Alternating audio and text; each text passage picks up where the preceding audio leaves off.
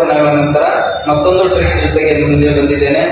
ಆ ಒಂದು ಟ್ರಿಕ್ಸ್ ಏನಪ್ಪಾ ಅಂತಂದ್ರೆ, ಪಶ್ಚಿಮ ಘಟ್ಟಗಳು ಹೊಂದಿರುವ ರಾಜ್ಯಗಳು ಎಷ್ಟು ಅಂತಂದಾಗ 6 ರಾಜ್ಯಗಳು ಅಂತಕ್ಕಂಥ ಕರಿತೀವಿ.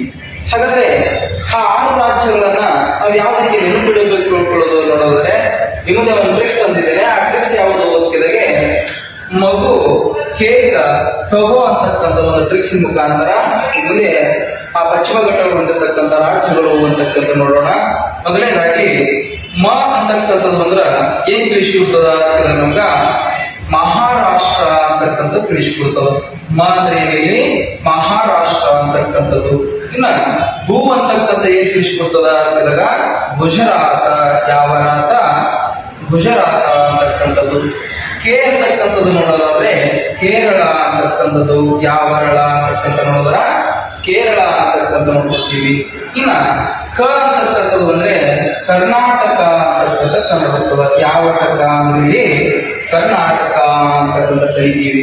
ಇನ್ನ ತ ಅಂತಕ್ಕಂಥದ್ದು ಅಂದ್ರೆ ತಮಿಳುನಾಡು ಅಂತಕ್ಕಂಥ ನೋಡ್ಕೊಳ್ತೀವಿ. ತಮಿಳುನಾಡು ಅಂತಕ್ಕಂಥದ್ದು.